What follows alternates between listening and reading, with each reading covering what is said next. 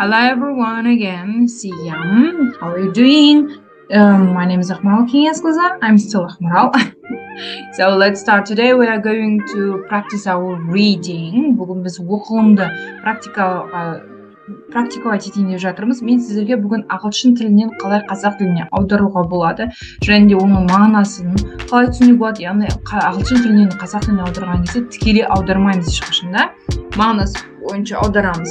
So my daily routine менің күнделікті рутинам, яғни қалыптасқан күнделікті іс-әрекетім, күнім деген сияқты мағынаны білдіреді. So мен 2-3 сөйлемнен оқимын, мен бірге бірінші тыңдап алыңыз болады, сосын видеоны қайтып бастап, менімен бірге жағаласып оқуыңыз жарай ма? Ол сіздің оқылымыңызды, произношениеңізді жақсартады. Сондықтан бұл техника өте керемет техника. Көптеген 10-20 тілде білетін полиглоттар осылай істейді. Сондықтан мен 3 сөйлемді асықпай оқимын, нақты қылып тыңдап алыңыздар. Әр сөйлемді қалай оқылатынын.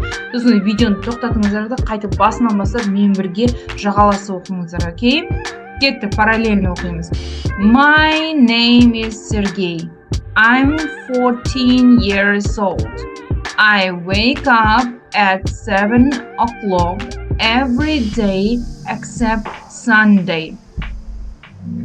My name is Sergey. Менің атым Сергей дейді. I'm 14 years old. Мен 14 жастамын. Мен, енді сөйлемнің соңына кетеміз. Except деген кроме, басқа деген мағынаны білдіреді. Жексенбі күнінен басқа. Every day, күнде, сағат 7-де оянамын. Қараңызшы, сөйлемнің соңына басып, керісінше әкетсеңіз, қазақ тілінің идеальный керемет сөз шығады. Next, тағы да 3 сөйлем оқимын, тоқтатамыз, мен бірге тыңдап аламыз, бірінші сосын барып, мен бірге қабаттасып, яғни параллельно оқитын боламыз. I do morning exercises. I wash, clean my teeth with a toothbrush and comb my hair. Then I have breakfast. Мен exercise жаттығу. Morning таңғы. Мен таңғы жаттығуды істеймін, жасаймын. Мен wash жуамын. Мен жуамын. Мына жерде clean my teeth with a toothbrush. Бұл кішкентай жай сөйлем. Сондықтан toothbrush'тан бастаймын. Toothbrush бұл тіс щеткасы. Тіс щеткасы мен with мен деген жалғаудың қызметін атқарады. Тіс щеткасы мен my teeth тістерімді clean тазалаймын. Тіс щеткасы мен тістерімді тазалаймын. Және my hair шашымды my деген тұрса да менің деп аудару міндетті емес, сөзге деген сияқты жалғау жібереміз. My hair шашымды comb тараймын. Б әріп оқылмайды. Comb деп айтпаймыз. Comb. Окей? Енді оқимын, 3 сөйлем оқимын. Then I have breakfast. In the mornings, I like to eat fried eggs and or omelette, cheese sandwich, and to drink tea. It takes me 10 minutes to get to school. Then аударылады сосын, содан кейін де аударылады. Сосын мен таңғасымды ішемін. Таңғасым бар емес, have бізде бірнеше етістіктің орнын алмастырады. Мына жерде eat және drink деген 2 етістікті қосып алып тұр. Яғни мен таңғасымды ішемін. Енді mornings дегенді көріп тұрсыз ба? Таңертең уақыттарда деп аударамыз, иә? Таңертең уақыттарда мен кеттік. Мында деген бірыңғай сөз екен. Cheese sandwich, ірімшік сэндвичі, немесе сэндвич, ірімшік қосылған, сыр қосылған сэндвич, омлет, немесе eggs fried, бұл қуырылған жұмыртқаны жегенді ұнатамын. Және де шай ішкенді ұнатамын дейді. It takes me, өте керемет фраза, бұны өзіңіз жазып алсаңыз болады. It takes me 10 minutes to get to school. Бұлай аударылады. Маған, it деген аудармаймыз, маған мектепке жетуге 10 минут кетеді. Мына жерде it деген аударылмайды, бұл грамматиканы үйретпей ақ қояйын сіздерге, бірақ та мына фразаны сөйлемді жазып алсаңыз болады. Мысалы, маған университетке жетуге 30 минут кетеді десем, мен былай айтамын. It takes me 30 minutes, 30 minutes to get to university. Давай былай айтайық. Жұмысқа жетуге маған 1 сағат кетеді. It takes me 1 сағат, 1 hour. Алдында айтқан болатынбыз, иә? It takes me 1 hour to get to work. Күшті ғой, иә? Енді айтайық, үйге жетуге жарты сағат алады. It takes me 30 minutes to get to work. To get home болады. То есть, жұмысқа деп болмайды. To get home. Home'ның алдында ешқашанда to тұрмайды. To get home болады сондықтан. Жазып алыңыздар 3 сөйлемді, видеоны тоқтатыңыздар, қайталап тыңдап, менің сөйлемімді жазып алыңыздар, окей? Next. 3 сөйлем оқимын тағы да. My lessons begin at 8:30. At 2 o'clock, the lessons are over. I usually have 6 or 7 lessons a day. Всё. 3 сөйлем болды. Кеттік. My lessons, менің сабақтарым сағат 8:30-да begin басталады. At 2 o'clock, сағат 8-де сабақтарым over бітеді деген мағынада қолданып тұр. Мына жерде over бірнеше мағынасы бар, бірақ мына жерде бітеді деген мағынада. Сағат 2-де менің сабақтарым бітеді дейді. Немесе просто сабақтар бітеді. I usually, мен әдетте, сөздің соңына кетем. A day көбінесе күніне деп аударылады. Күніне 6 немесе 7 сабағым болады. 7 сабақ болады немесе. Менде әдетте күніне 6-7 сабақ болады. Мына жерге өзіңіз I usually have 6 or 7 lessons a day өзіңізге ыңғайластырып айтуыңызға болады. Мысалы, мен айтам, күніне 2-3 сабағым болады. I usually have 2 or 3 lessons a day. Болды, керемет. Next, let's continue. I return home at 2 o'clock and have rest. I watch TV and play computer games. I have lunch at 3 o'clock. Return бұл қайту деген мағынаны білдіреді. Мен сағат 2-де үйге қайтамын, және де have rest жасалсаңыз болады, демаламын деген сөз. I watch TV, мен теледидар қараймын, және де компьютер ойындарын ойнаймын дейді. I have lunch at 3 o'clock. Мен сағат 3-де түскі асымды ішемін. Next, continue. Жоғары көтеріп алайын. For lunch, I usually eat some soup, fried or mashed potatoes with cutlets, and a piece of cake with a cup of tea for dessert. Бұл бізде екінші сөйлем болу керек. After doing my homework, I go for a walk with my friends дейді. Кеттік. I have lunch at... Бұны ұқтадық, иә? Мен сағат 3-де түскі асын ішемін.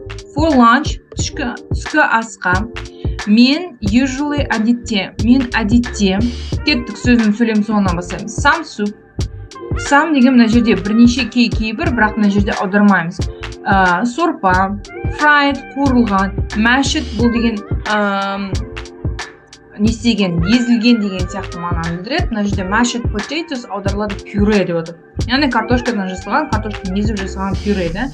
Mashed potatoes картошканың пюресі with cutlets, котлетпен, және де a piece of cake, пирожный немесе торттың несі, кусочек, да, бөлігі, with a cup of tea, неге бір кесе шай for dessert, это десертке. Яғни, әдетте түскі асқа ішеді екен, иә? After doing, мен бұны оқыдым. Үй жұмысын істеп болғаннан кейін, мен достарыммен go for a walk, серуендеуге барамын. Мен достарыммен серуендеуге барамын. Next, 3 сөйлем оқиын. In the evening, I go to the gym or take out my bike. My training lasts for an hour.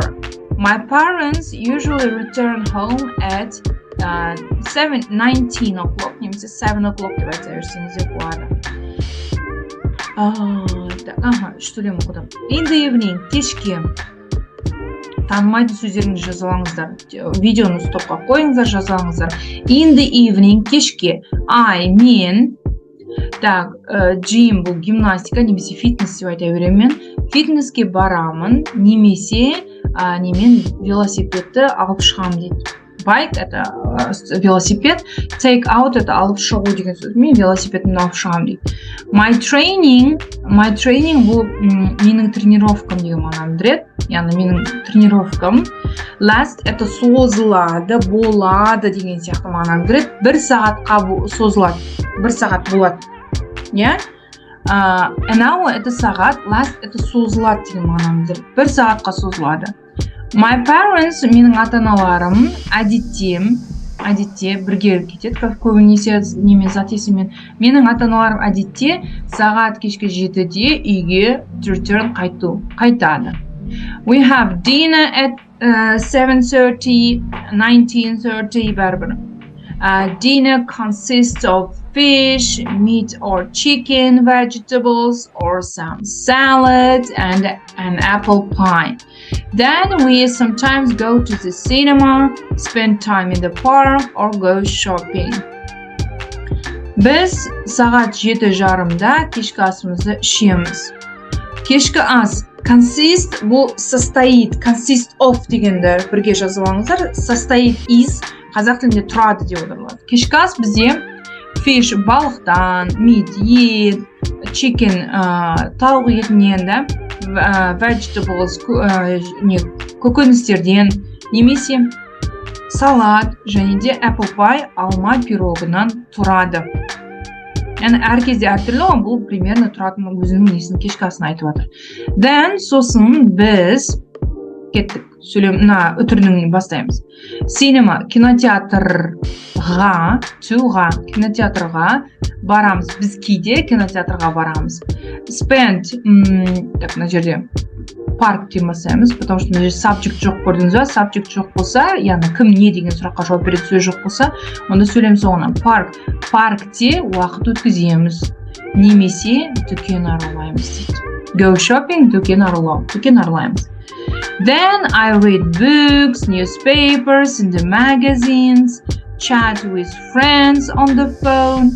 On Monday, Wednesday, and Friday, I attend additional English classes at my school.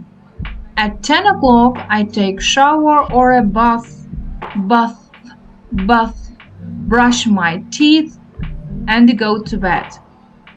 Then, сосын мен кітаптарымды оқимын, немесе газет оқимын және журнал оқимын дейді. Чат бұл деген переписка деп аударылады, немесе достарымен, яғни WhatsApp'та, Instagram'да, ВКонтакте қайда сөйлесесіздер, сонда телефонмен достарымен сөйлесем дейді. On Monday, дүйсенбіде, дүйсенбіде, сәрсенбіде және де жұмада мен мектептегі at my school, мектептегі ағылшын қосымша additional жазып алыңыздар.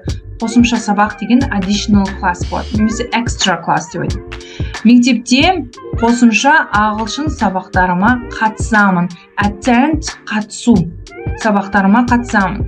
At 10 o'clock сағат 10-да мен ванна немесе душ қабылдаймын. Мына жерде take алу, апару емес, қабылдау деген мағынада қолданып тұр. Душ немесе ванна қабылдаймын. Brush my teeth, тісімді жуамын, щеткалаймын, тазалаймын. And go to bed, және де ұйықтаймын дейді. Енді қараңыздар, мына жерде өте керемет Сергей өзі туралы керемет толықтай жазған. Осыған ұқсастырып, сіз өзіңіздің daily routine, күнделікті күніңізді жазуыңызға болады. Маған міндетті түрде осыған ұқсастырып өзіңіз туралы жазып, маған міндетті түрде жібереміз. Okay, thank you very much. I hope that my lesson is really beneficial and useful for you. Thank you very much. Goodbye.